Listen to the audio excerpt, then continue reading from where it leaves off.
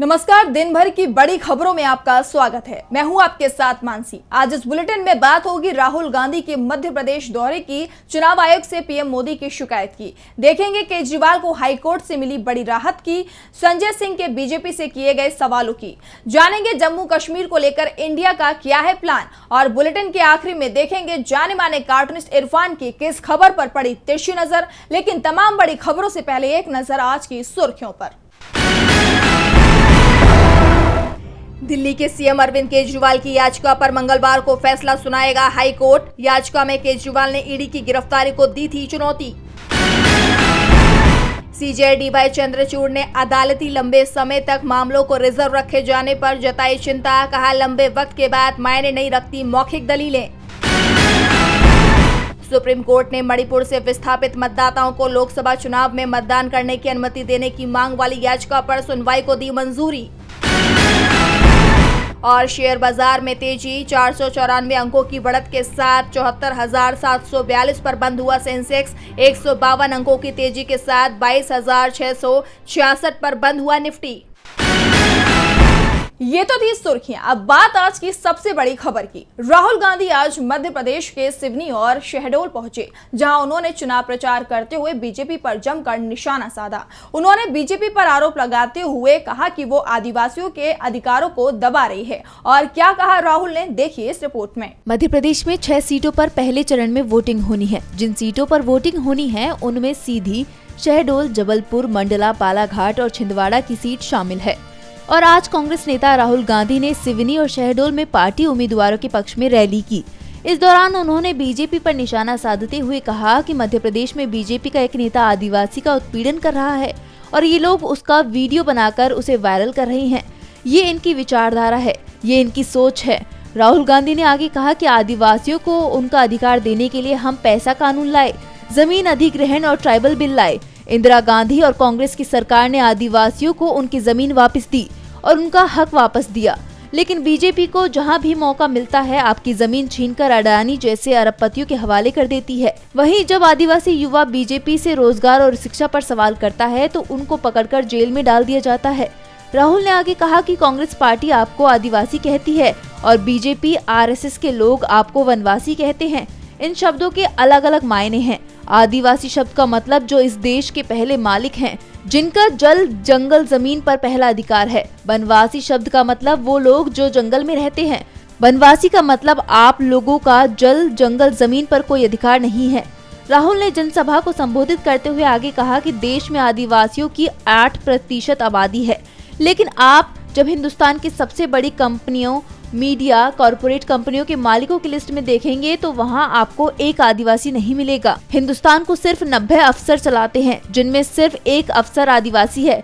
ये देश में आपकी भागीदारी है। बीजेपी और पीएम मोदी की घेराबंदी में पूरा विपक्ष जुटा हुआ है। राहुल गांधी मध्य प्रदेश में बीजेपी को घेर रहे थे तो दिल्ली में चुनाव आयोग के दफ्तर के बाद टीएमसी का धरना चल रहा था। टीएमसी केंद्र की जांच एजेंसियों की शिकायत लेकर पहुंची थी, तो दूसरी तरफ कांग्रेस ने भी पीएम मोदी की शिकायत की। तो क्या है पूरा मामला, देखिए इस रिपोर्ट में। लोकसभा चुनाव के दौरान कांग्रेस ने पीएम मोदी की शिकायत लेकर चुनाव आयोग का दरवाजा खटखटाया है। दरअसल 6 अप्रैल को राजस्थान के अजमेर में एक रैली को संबोधित करते हुए पीएम मोदी ने कांग्रेस के घोषणा पत्र को झूठ का पुलिंदा बताया और कहा कि इसमें मुस्लिम लीग की छाप है। कांग्रेस ने पीएम के इस बयान पर कड़ी आपत्ति दर्ज करते हुए कहा कि लोकसभा चुनावों में बीजेपी के 180 सीटों के आंकड़े को पार करने की संभावना से डरे हुए हैं और इसीलिए फिर से वही घिसी पिटी हिंदू मुस्लिम स्क्रिप्ट का सहारा ले रहे हैं। इस मामले में चुनाव आयोग में पीएम मोदी के खिलाफ शिकायत भी दर्ज कराई गई। इसकी जानकारी देते हुए कांग्रेस महासचिव ने कहा कि ये चुनाव आयोग के लिए,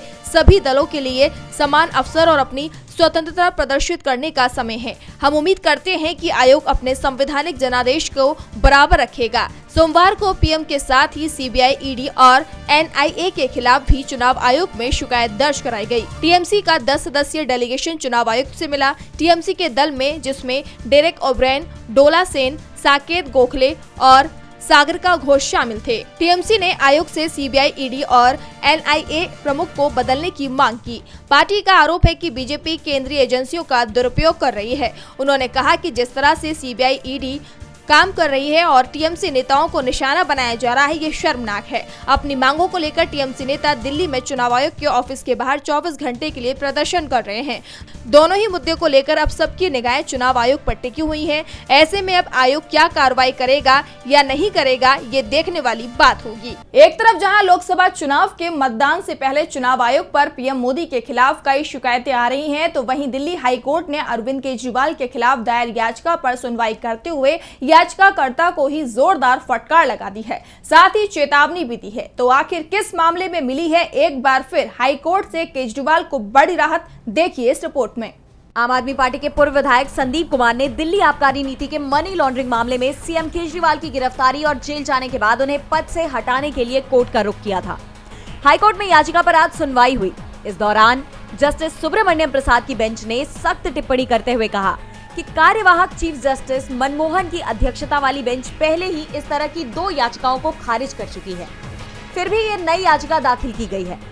जस्टिस प्रसाद ने कहा कि पब्लिसिटी हासिल करने के लिए ये याचिका दाखिल की गई है। हम याचिकाकर्ता पर भारी जुर्माना लगाएंगे।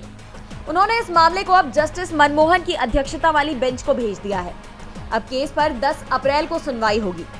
दिल्ली के मुख्यमंत्री अरविंद केजरीवाल इस वक्त तिहाड़ जेल में बंद हैं। उनकी गिरफ्तारी के बाद से ही विपक्षी पार्टियां सीएम पद से इस्तीफे की मांग कर रही हैं। वहीं आम आदमी पार्टी साफ कर चुकी है कि केजरीवाल सीएम पद पर बने रहेंगे।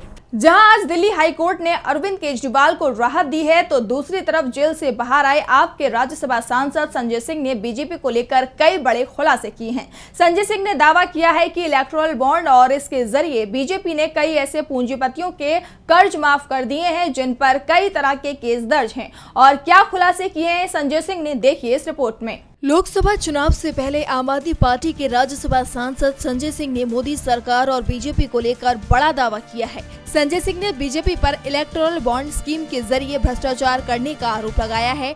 उन्होंने आज पार्टी के दफ्तर में एक प्रेस कॉन्फ्रेंस की। इस दौरान आप सांसद ने कहा कि बीजेपी ने लाखों का भ्रष्टाचार किया, चुनावी बॉन्ड के नाम पर घोटाला किया, टैक्स में छूट दी गई, घाटे वाली कंपनियों ने बीजेपी को सबसे ज्यादा चुनावी चंदा दिया। संजय सिंह ने कहा कि सुप्रीम कोर्ट को धन्यवाद कि उन्होंने पूरा डेटा जनता के सामने रखा। मैं जो खुलासा कर रहा हूं उसकी सीरीज ये है कि 33 कंपनियां ऐसी हैं जिन्हें 7 साल में 1 लाख करोड़ रुपए का घाटा हुआ और इन कंपनियों ने बीजेपी को 450 करोड़ रुपए का चंदा दिया।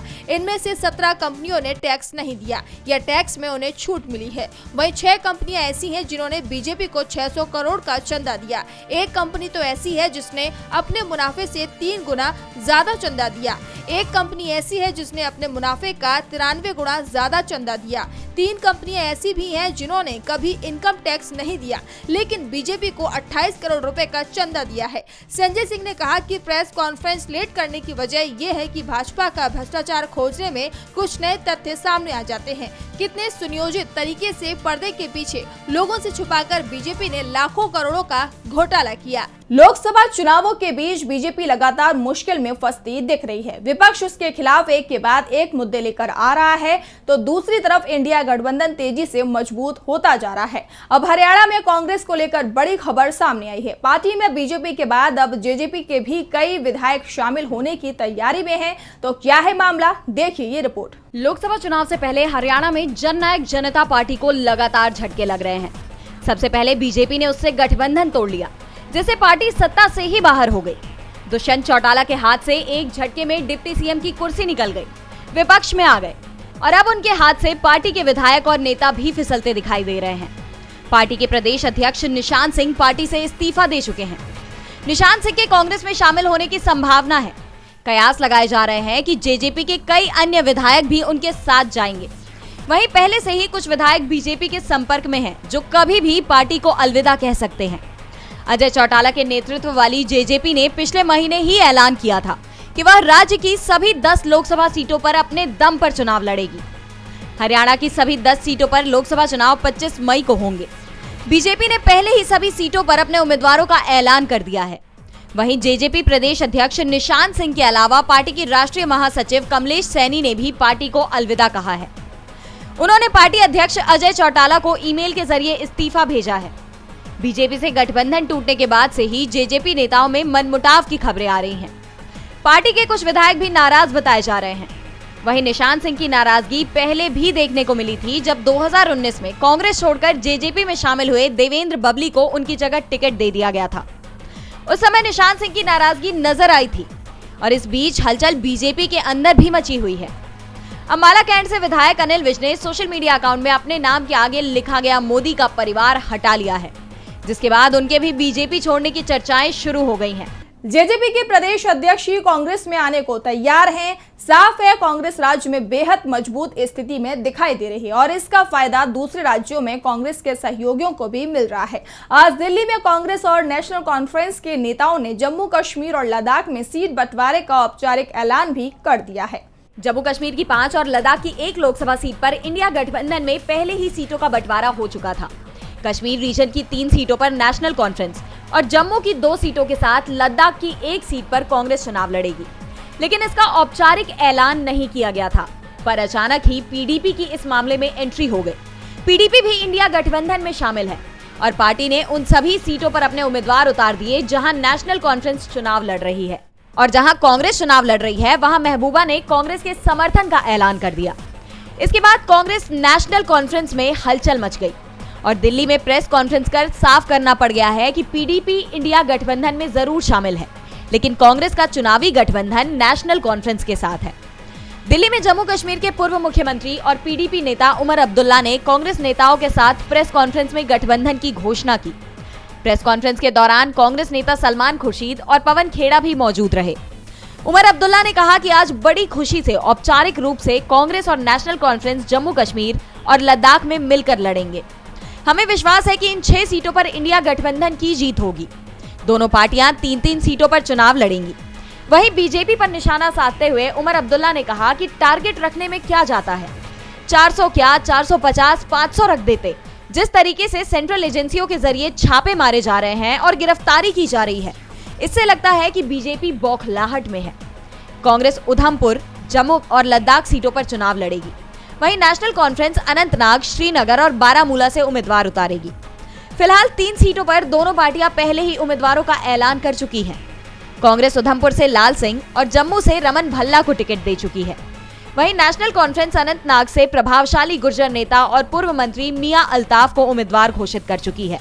बाकी सीटों पर भी जल्द से जल्द उम्मीदवारों का ऐलान होगा। जम्मू कश्मीर में इंडिया की तस्वीर साफ हो चुकी है, तो वहीं गठबंधन पूरी ताकत से अब मैदान में उतर चुका है। दिल्ली में हाल ही में हुई इंडिया गठबंधन की रैली के बाद अब पार्टी ने झारखंड में रैली की तैयारियां शुरू कर दी हैं। तो क्या है इंडिया का पूरा प्लान, देखिए ये रिपोर्ट। झारखंड मुक्ति मोर्चा बीजेपी और केंद्र की मोदी सरकार के खिलाफ 21 अप्रैल को रांची में महारैली करने वाला है। झारखंड मुक्ति मोर्चा ने इसका नाम न्याय उल गुलान महारैली दिया है। रैली को ऐतिहासिक बनाने की पूरी जिम्मेदारी पूर्व मुख्यमंत्री हेमंत सोरेन की पत्नी कल्पना सोरेन ने संभाल ली है। हेमंत सोरेन की पत्नी कल्पना सोरेन ने रविवार को अपने आवास पर महागठबंधन के नेताओं के साथ बैठक की। इस दौरान रैली में बड़ी तादाद में लोगों को जमा करने की रणनीति बनाई गई। रैली में कांग्रेस, राजद और आम आदमी पार्टी समेत 28 राजनीतिक दलों के प्रमुख नेता भाजपा और केंद्र की मोदी सरकार के खिलाफ आवाज बुलंद करेंगे। कल्पना सोरेन के नेतृत्व में हुई बैठक में महारैली के अलावा लोकसभा चुनाव में गठबंधन का साझा प्रचार अभियान चलाने को लेकर भी चर्चा की गई। इसमें तय किया गया कि 21 अप्रैल के बाद से लोकसभा चुनाव के लिए प्रचार अभियान तेज किया जाएगा।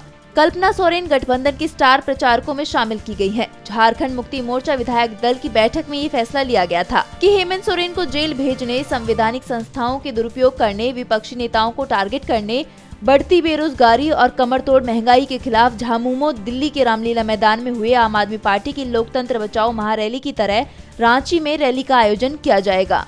इस महारैली में इंडिया ब्लॉक के देश भर के बड़े नेता को आमंत्रित किया जाएगा। और बुलेटिन के आखिर में देखते हैं जाने माने कार्टूनिस्ट इरफान की किस खबर पर पड़ी तिरछी नजर।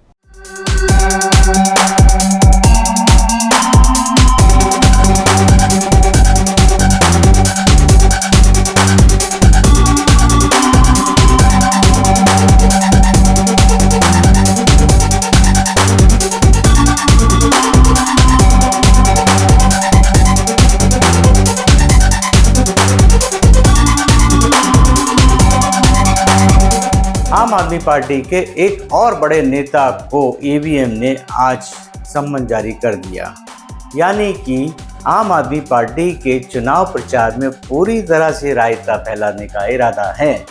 इसी से परेशान होकर आम आदमी पार्टी ने भी क्या किया, उसने अपना नारा ही दे दिया, जेल से वोट तक। अब देखना यह है कि गुस्साए हुए वोटर का जो वोट है ईवीएम के बाद में क्या उसी रंग में आएगा जैसा कि उसने सोचा था, या आएगा तो ये राह निकल जाएगा।